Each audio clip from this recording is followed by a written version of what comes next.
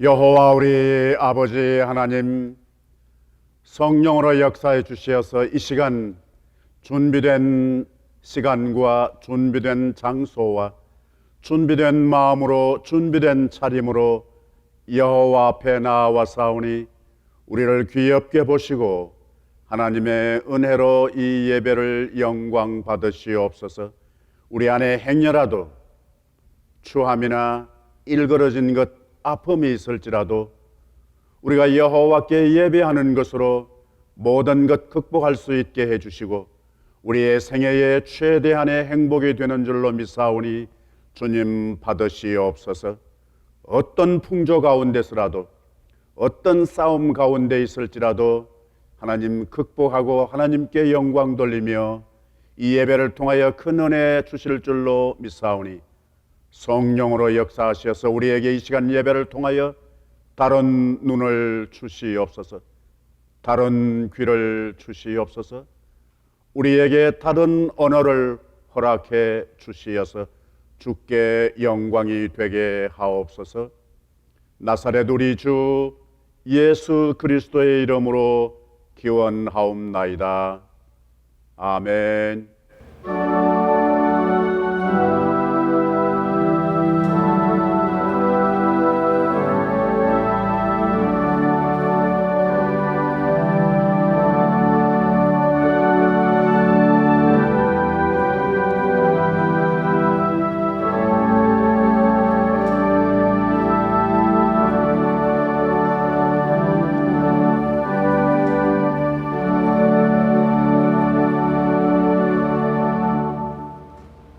여호와 아버지 하나님, 오늘도 주님의 택하신 백성들을 주님 앞으로 불러주시고 주님께 신령과 진정의 예배를 드리도록 인도해 주심을 감사드립니다. 비록 함께 모이지는 못해도 각자 처한 곳에서 함께 주님의 임재를 체험하는 복된 예배가 되도록 인도하여 주옵소서. 지난 한 주간의 우리의 삶을 주님 앞에서 돌아봅니다. 주님의 은혜가 아니고서는 한시도 살아갈 수 없는 저희들임에도 마치 우리 힘으로 모든 것을 할 수 있는 것처럼 살아온 저희들의 교만과 무지를 주님 불쌍히 여겨 주옵소서. 한치 앞을 알 수 없는 상황에서도 주님의 음성보다는 우리의 욕심과 세상의 소리에 마음을 빼앗겼던 저희들이었음을 고백합니다. 나의 아픔과 어려움에는 너무도 민감한 저희들이었지만 어려움을 당하는 이웃의 고통에 대해서는 눈과 귀를 닫았던 저희들입니다. 주님, 저희들의 죄악을 용서하여 주시고 어떤 상황에서도 우리의 걸음을 인도하시는 분은 우리를 사랑하셔서 자신의 생명을 아끼지 아니하시고 우리를 위해 내어주신 사랑의 주님이심을 잊지 않게 하시고 주님의 음성에 귀를 기울이며 한 걸음 한 걸음 주님을 따라 주님과 함께 동행하는 우리의 삶이 되도록 복내려 주옵소서. 47년 전 이곳 어스틴에 저희 교회를 세워주시고 많은 믿음의 사람들의 땀과 눈물을 통해서 오늘 이곳까지 인도해 주신 주님의 은혜를 찬양합니다. 이제 담임 목사님 청빙을 앞두고 있는 저희들에게 새로운 꿈과 용기를 허락하셔서 저희 교회가 새로운 담임 목사님과 함께 주님 기뻐하시는 더욱 성숙한 믿음의 공동체로 성장하도록 인도하여 주옵소서. EM 목회자 청빙위원회를 은혜 가운데 구성하게 하심을 감사드립니다. 주님 기뻐하시는 귀한 EM 목사님을 잘 청빙할 수 있도록 청빙위원들에게 지혜와 분별력을 허락하여 주옵소서. 팬데믹으로, 화재로, 허리케인으로 고통받는 많은 사람들을 주님 기억하시고 피할 길을 열어주시고 이런 환난의 때 주님을 찾고 주님께 돌아오는 역사를 허락하여 주옵소서. 성도들 가운데 육신이 연약한 지체들을 주님 기억하시고 주님의 은혜로 건강이 회복되는 놀라운 축복을 허락하여 주옵소서. 상당한 가정을 기억하시고 하늘나라의 소망으로 위로받게 하옵소서. 오늘도 주님의 말씀을 선포하시는 이승태 목사님을 붙들어 주셔서 오늘 저희들이 꼭 들어야 할 생명의 말씀을 선포하게 하시고 목사님과 사모님의 건강을 붙들어 주셔서 성도들을 돌보실 때 주님 주시는 위로와 기쁨이 넘치시도록 복내려 주옵소서. 오늘 예배가 주님을 기쁘시게 하는 참된 예배가 되게 하시고 참여하는 모든 성도들에게 하늘의 위로와 소망이 넘치는 복된 예배 되도록 인도하여 주옵시기만을 간절히 기도하오며 예수님 이름으로 기도드립니다. 아멘.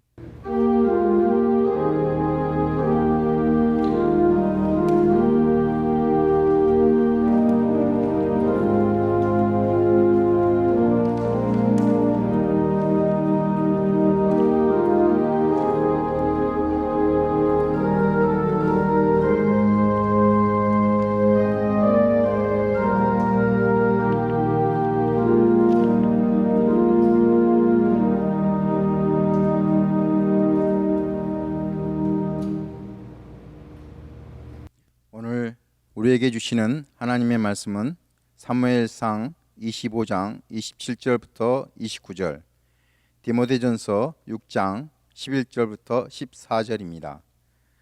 하나님의 말씀을 들으시겠습니다. 여종이 내 주께 가져온 이 예물을 내 주를 따르는 이 소년들에게 주게 하시고 주의 여종의 허물을 용서하여 주옵소서.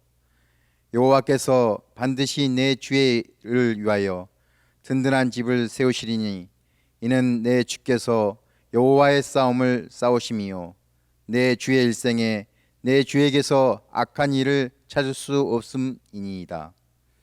사람이 일어나서 내 주를 쫓아 내 주의 생명을 찾을지라도 내 주의 생명은 내 주의 하나님 여호와와 함께 생명싸개 속에 쌓였을 것이요 내 주의 원수들의 생명은 물매로 던지듯 여호와께서 그들을 던지시리이다.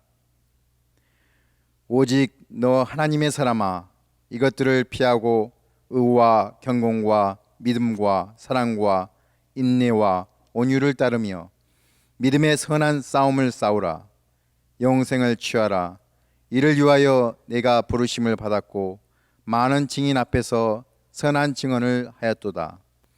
만물을 살게 하신 하나님 앞과 본디오 빌라도를 향하여 선한 증언을 하신 그리스도 예수 앞에서 내가 너를 명하노니 우리 주 예수 그리스도께서 나타나실 때까지 흠도 없고 책망받을 것도 없이 이 명령을 지키라. 이것은 살아계신 하나님의 말씀입니다. 미식물입니다.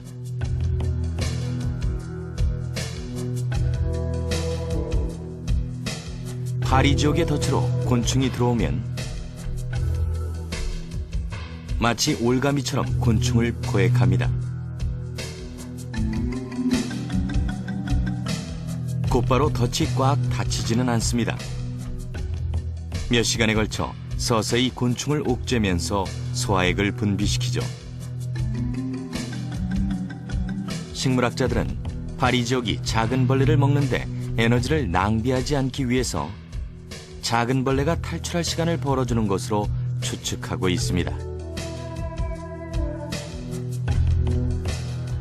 덫을 구성하는 두 개의 잎에는 각각 3개의 감각모가 달려있는데 2개의 감각모에 동시에 접촉하거나 1개의 감각모를 20초 이내에 2회 이상 자극하면 덫이 닫힙니다.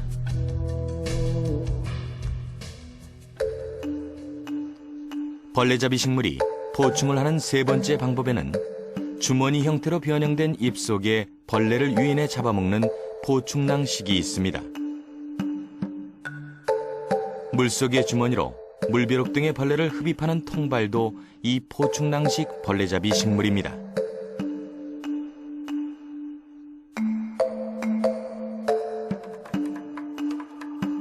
벌레잡이 식물 중에서 가장 큰 덫을 갖고 있는 것은 네펜데스 종입니다. 네펜데스 포충낭의 외벽을 타고 개미떼들이 몰려드는데요. 포충낭 입구 둘레나 뚜껑 내피에 많은 꿀샘 때문입니다.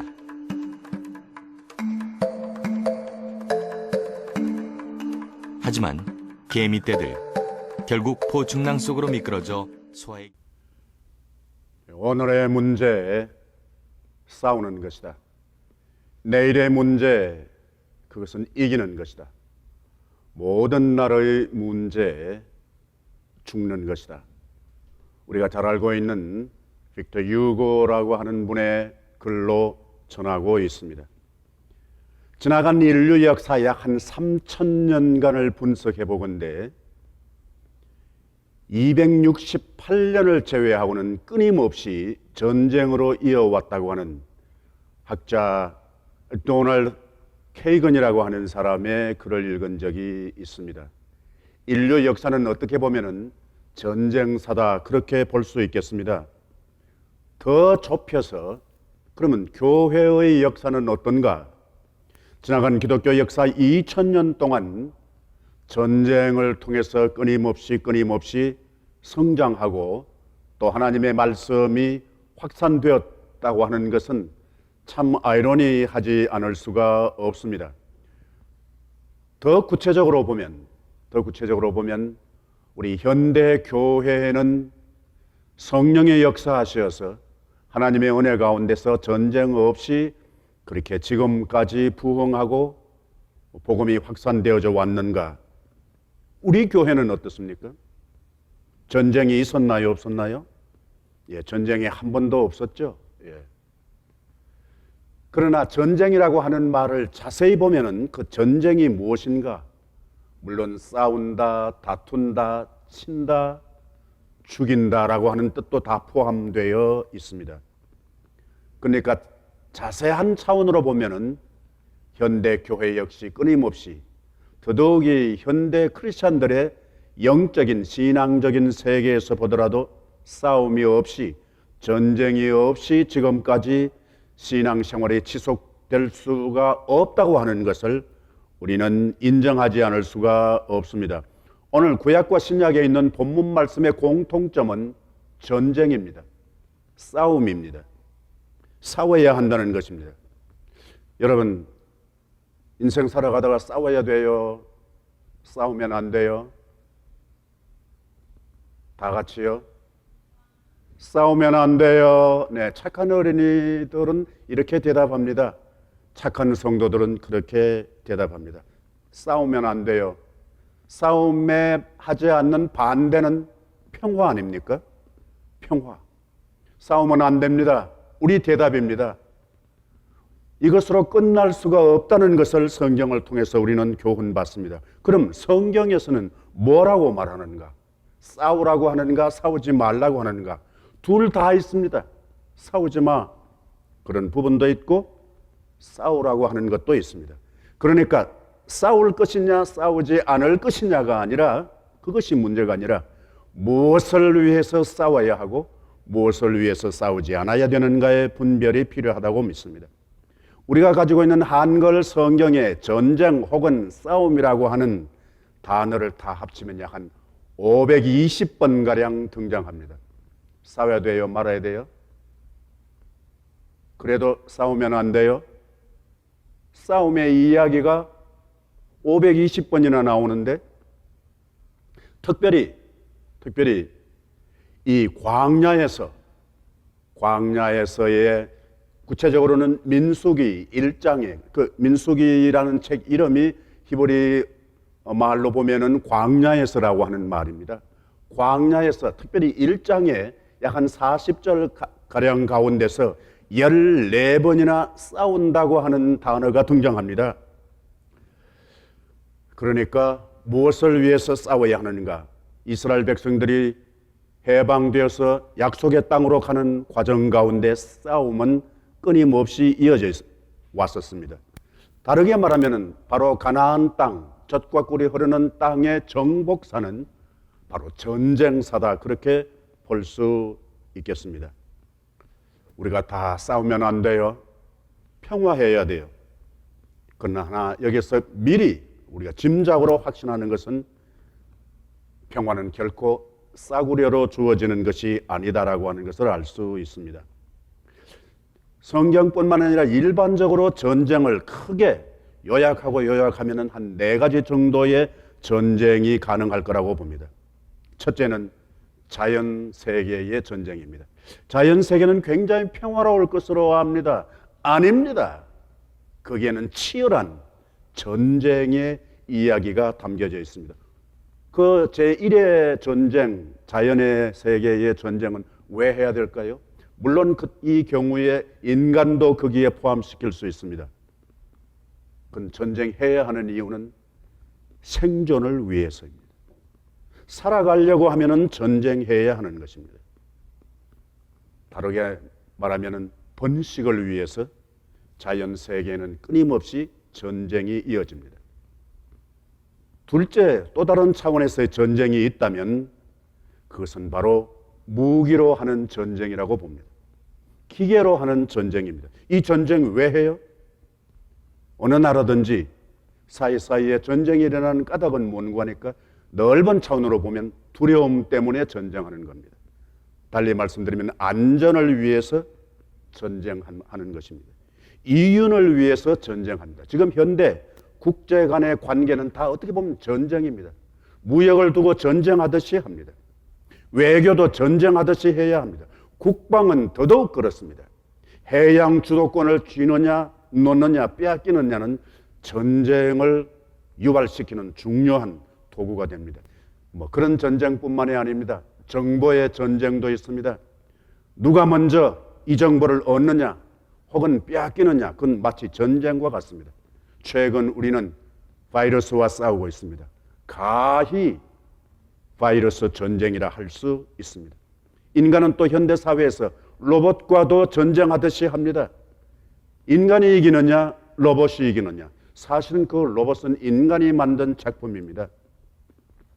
참 아이러니한 것은 문명의 발달과 전쟁은 비례해 왔다고 볼 수 있습니다. 전쟁이 지속되면서 문명은 다시 타락합니다. 이 전체를 아마 제2의 전쟁이라 하지 않을까 생각합니다. 그 전쟁 왜 해요? 다시 한번 두려움 때문에 합니다. 우리의 안전이 파괴될까 생각해서입니다. 더 다른 표현으로 말하면 이윤 때문에 전쟁을 하는 것입니다. 이건 아주 얽혀져 있습니다. 또 다른 차원에서 조금 더 범위를 좁히면 제3의 전쟁이 있을 수 있다고 봅니다. 물론 이것은 기계로 하는 것이 아닐 수 있습니다. 그것은 바로 자신의 전쟁입니다. 탐욕 때문에 생기는 겁니다. 사랑하기 때문에 전쟁이 일어납니다. 아이러니합니다. 행복하기 위해서 전쟁을 해야 합니다. 성공하기 위해서 전쟁을 해야 합니다. 넓은 차원으로 보면은 잘 살자고 하는 소리입니다. 잘 살려고 하기 때문에 전쟁이 일어날 수 있다는 겁니다. 나는 평화를 원하지만 보다 더 잘 살기 위해서 외부에서 어떤 압력이 왔을 때, 나를 점령하려고 할 때, 나를 파괴시키려고 할 때, 나 죽었다고 하고 가만히 있을 수가 없는 것이 인간 본능입니다. 그러니까 전쟁은 불가피하다는 겁니다. 마음의 법과 죄의 법이 내 안에서 싸우고 있다. 정욕으로 쫓아오는 싸움, 그것은 싸울 수밖에 없습니다. 성경에서도 심지어 형제가 엄마 뱃속에서 서로 싸운 이야기도 나옵니다. 사울의 집과 다윗의 집이 전쟁이 항상 있었다고 성경은 말합니다. 솔로몬의 아들이었던 르호보암과 그리고 그 신하였던 여로보암의 사이에서도 전쟁이 있었습니다. 심지어 복음의 동력자였던 바울과 바나바 사이에도 심한 다툼이 있어서 결국은 헤어지게 되었습니다. 무엇을 위하여 함께 일하다가? 복음을 위하여 일하다가 싸웠습니다. 이런 차원에서 본다면 전쟁도 유전되는 것이 아닌가 그렇게 생각을 해볼 수 있습니다. 혹시 여러분 가운데서 결혼하셔서 부부 가운데 한 번도 싸우지 않고 지내오신 분이 계시나요? 있을 거예요. 있어야 당연히 싸우면 안 되죠. 예. 그런데 멋모르고 하는 소리일 수 있습니다. 예. 싸우지 않고 지금까지 초년에는 그래도 연애 기분으로 그럴지 모릅니다. 5년, 10년 살면서 한 번도 안 싸우셨다. 그러면 둘 중에 한 분은 바보든지 더 짙은 표현으로 엄청 상처를 많이 받았을 것이라 그렇게 생각합니다. 구약에 있는 본문 말씀을 통해서 보면 새로운 제4의 전쟁을 경험하게 됩니다. 문자 그대로 여호와의 싸움입니다. 여호와의 전쟁이라고 할 수 있습니다. 제3의 전쟁이 우리 서로 잘 살자고 하는 소리 때문에 전쟁이 일어난다면 여기 구약에 있는 본문 말씀에 이 여인 아비가일이라고 하는 여인이 하는 말 가운데 여호와의 싸움을 싸우고 있다. 그 말은 도대체 무엇을 위하여 싸움인 것인가를 질문하게 됩니다. 여러분, 여호와는 전쟁의 하나님이시라는 것을 성경에서 가르치고 있습니다. 전쟁에 능하신 하나님이라고. 여호와의 싸움 본문에서 이거 좀 이상하지 않습니까? 싸우면 말려줘야 될 텐데, 전쟁을 멈추게 해야 하실 텐데 여호와께서 전쟁에 직접 관여하시고 전쟁을 주도하신다는 얘기 아닙니까? 여러분 잘 아시는 요한계시록, 어떻게 보면 구원의 완성경지, 거기에 전쟁이 있어요, 없어요? 없으면 좋겠습니다. 그런데 여러분 성경을 자세히 보시면 들은 것으로도 충분합니다. 하늘에 전쟁이 있으니, 그 하늘은 어떤 하늘이요? 우리가 구원의 성취 경지에서 거기도 전쟁이 있다는 겁니다. 제4의 전쟁은 왜 하는가? 선악의 싸움으로 인해서.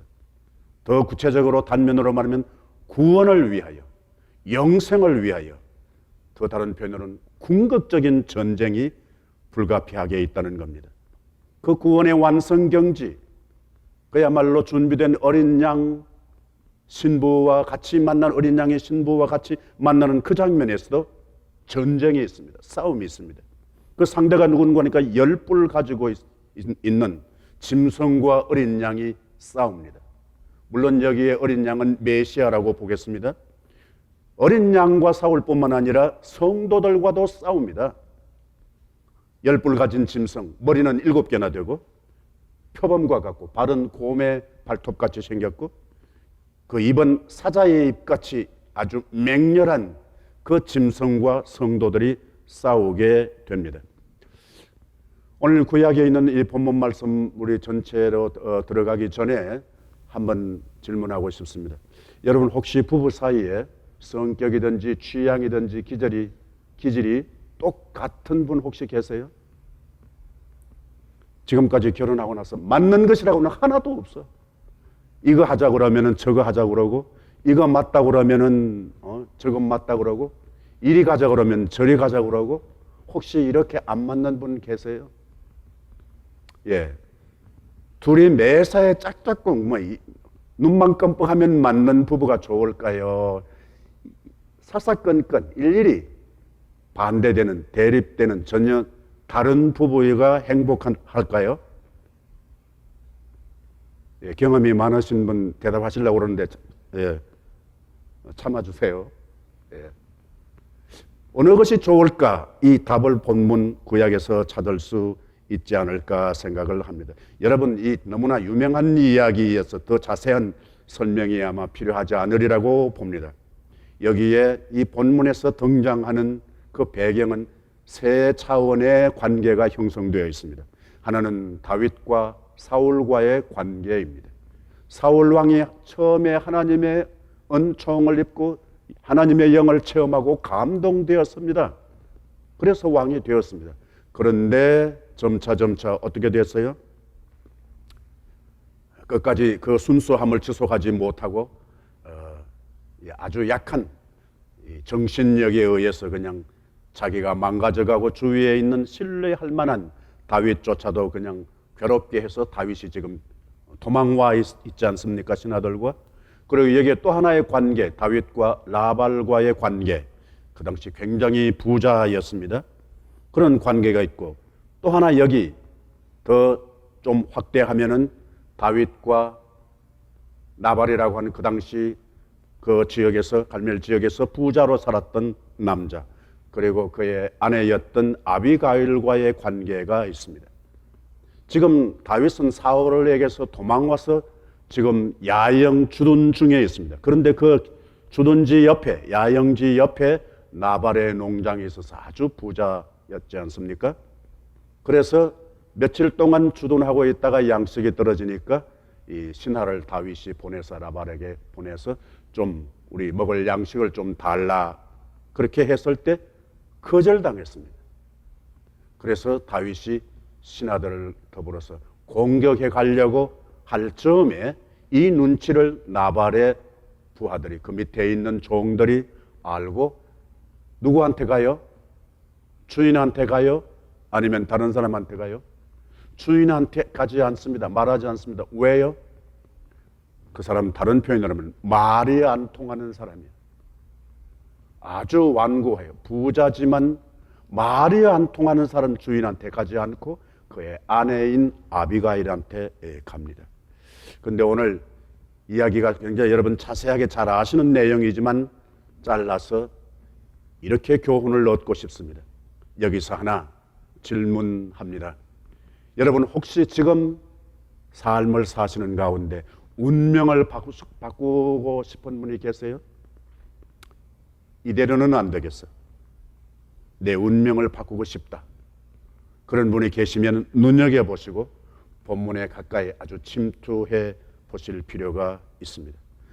내 운명을 바꾸려고 하면은 다른 사람이 나를 도와주셔서 운명이 바꾸어질 수도 있습니다. 그건 예측 불허입니다. 어떤 사람이 언제 무엇으로 내 운명을 바꾸어 줄지, 그런 만남이 이어질지 그건 알지 못합니다. 그러나 쉽게 내 운명을 바꿀 수 있는 비결이 본문 가운데 있습니다. 그것은 내 자신이 자세를 바꾸는 것입니다.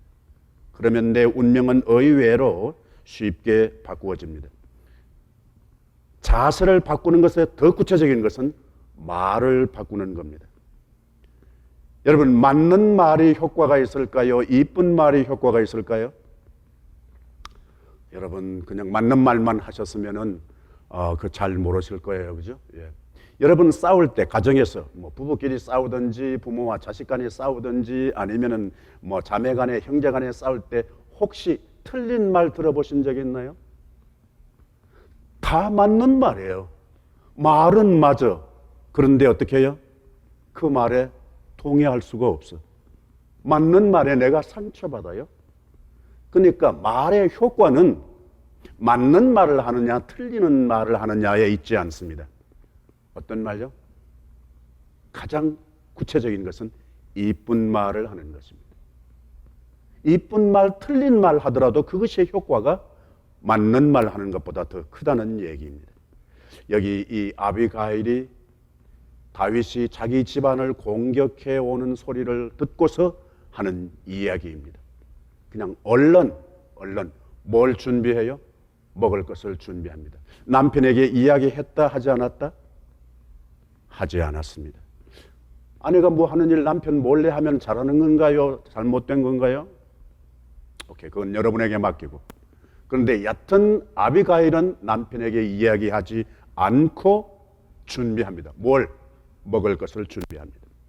떡 200덩어리, 포도주 2가죽 부대, 양고기 양 5마리 분, 볶은 곡식 10말. 안 놀라시는군요. 여러분 정말 부자다. 예. 건포도 100송이, 무화과 덩치 200덩이, 그걸 싣고 자기 집에 있는 종들 먼저 보내고 나귀에 싣고 갑니다. 그리고 다윗 앞에 하는 자세를 보세요. 그가 일어나서 몸을 굽혀서 얼굴을 땅에 대고, 여러분 성공할 것인지 성공하지 않을 것인지, 그것이 어떤 분야에서든지 쉽게 짐작할 수 있는 비결이 있습니다. 그것은 자세를 보면 압니다.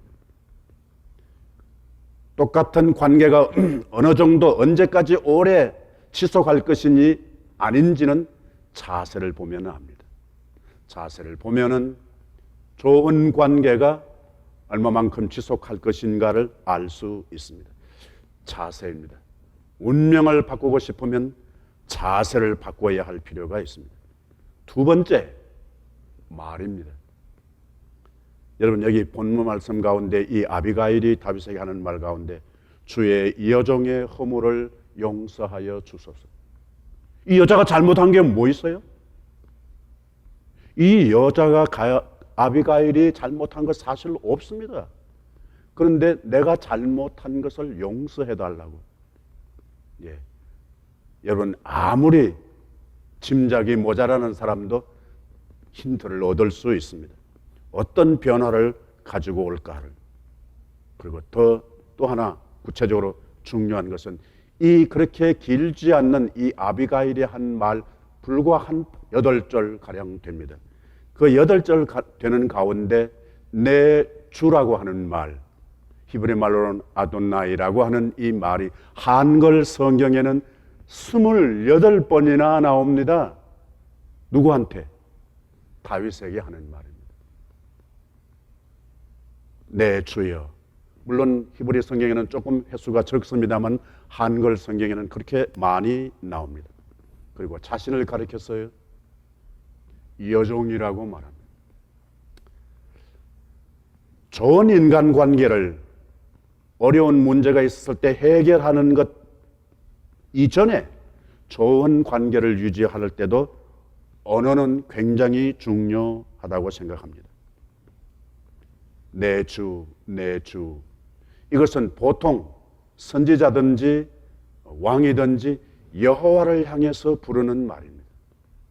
심지어 예수님도 마지막 고난 주간에 아버지를 향해서 부를 때 그때의 어휘 가운데 하나가 아도나이입니다.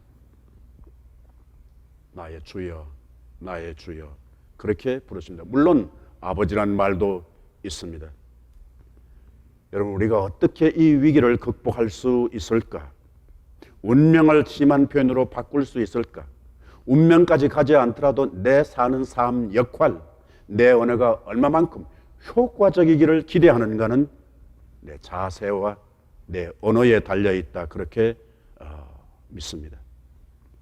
마지막 신약에 있는 이 본문 말씀도 역시 싸워야 한다는 겁니다.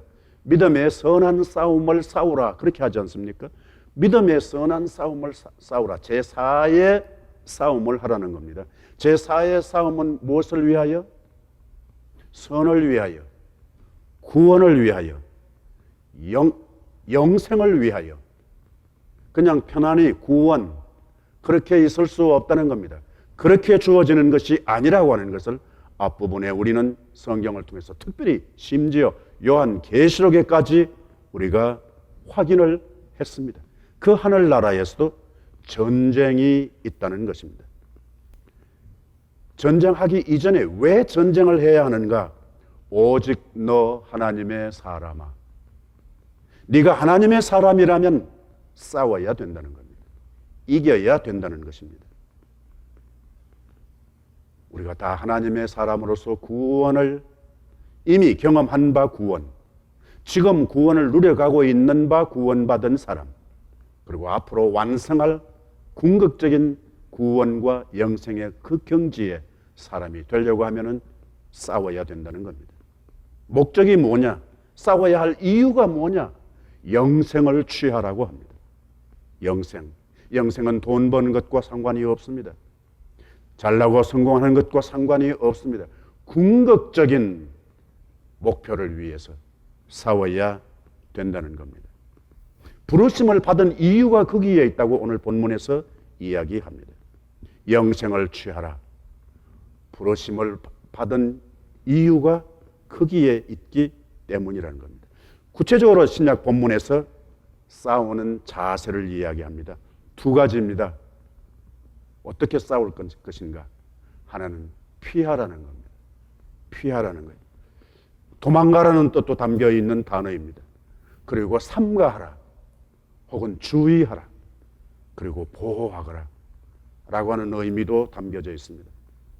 보호하고 삼가하기 위해서 피해야 하고 도망가고 멀리 해야 된다는 겁니다. 여러분, 이 궁극적인 전쟁, 그리고 영생과 구원을 위한 전쟁에서 승리하려면 교회적이든지 여러분 개인이 피해야 할 것, 도망가야 할 것, 끊어버려야 할 것이 무엇인가를 놓치면 안 됩니다. 그게 욕심일 수도 있습니다. 어떤 경우에는 장소일 수도 있습니다. 어떤 경우에는 놀이일 수도 있습니다. 어떤 경우에는 포기해야 할, 잊어버려야 할 언어일 수도 있겠습니다. 피하는 것이 있어야 한다면 다시 추구해야 할 것이 있습니다. 쫓아라, 따라가라는 말입니다. 뒤따라가거라, 뒤처지지 말고 그냥 같이 들어가라. 추구한다는 뜻도 담겨져 있습니다. 그게 무엇인가 하니까 의와 경건과 믿음과 인내와 온유를 따라가라는 겁니다. 이것을 피하고 저것을 추구해야, 쫓아가야 이 싸움에 승리할 수 있다는 겁니다. 그래야 영생을 얻을 수 있다는 것입니다. 그래야 하나님의 사람이 된다는 말씀이 됩니다. 여기에 신약 성경 본문 말씀 가운데 싸운다라고 하는 말이 있는데요. 이 단어는 사실은 동작을 나타내는 말이 아니라 구체적으로는 물리적인 공간을 말하는 단어입니다. 같이 모여 있는 그 장소, 그게 아르온이라고 하는 단어입니다. 그것이 의미가 점차 변화되면서 싸운다고 하는 단어가 되었습니다. 더 구체적으로는 뭐는 거니까 경기장입니다. 옛날 고대 경기할 때, 그때 그 주어진 공간 안에서 싸우는 겁니다. 격투를 벌이는 겁니다. 그러니까 경기장 안에서, 그러니까 제한된 시간에 제한된 장소에 있어야 이길 수 있다는 것입니다. 마귀를 대적하라. 싸워야 할 대상입니다. 그 마귀는 어디에 있습니까? 사회에 있을 수 있습니다. 더더욱이 우리 교회 안에도 있을 수 있습니다. 어느 순간 나도 모르게 들어와서 숨어서 엿보고 엿듣고 있습니다. 여러분들이 그토록 소중히 여기는 가정에도 있습니다. 더 구체적으로는 침실에도 있습니다. 내가 들어가기 전에 마귀가 와 있어 대기하고 있을 수도 있습니다. 대적하라. 어떻게 대적할 수 있느냐? 제1, 제2, 제3의 무기, 전쟁의 무기와는 다르게 독특한 무기가 있어야 합니다. 여러분 짐작하시겠지만 나는 확실합니다. 그것은 말씀이라고 봅니다. 우리가 현대의 매사에 우리는 전쟁에 익숙한 문화 속에 살고 있습니다. 어린이든지 아이든지 간에 게임도 다 전쟁 게임이 많습니다. 쉽게 전쟁의 도구를 휴대하고 있으니까 전쟁이 쉽게 발발할 수 있습니다.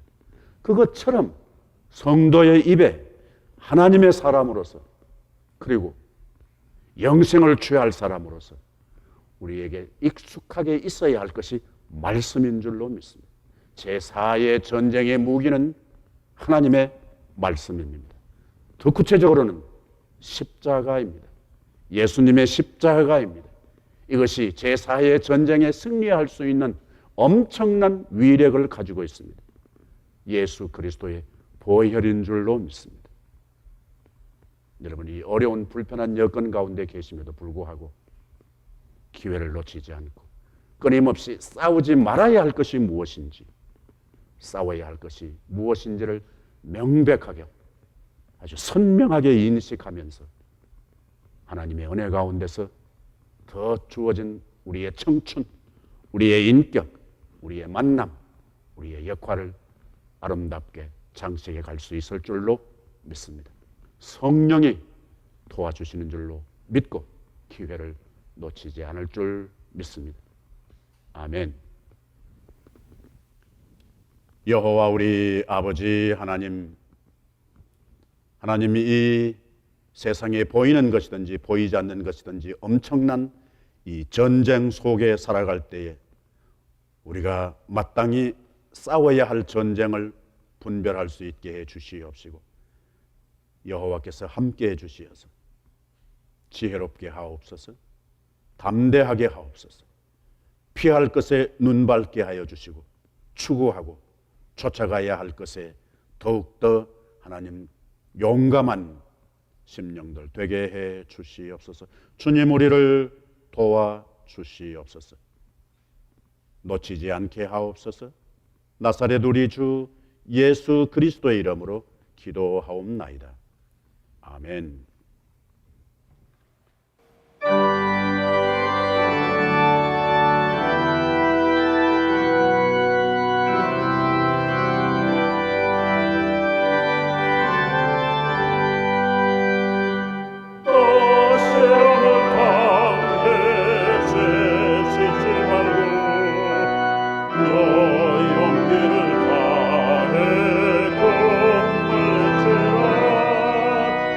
너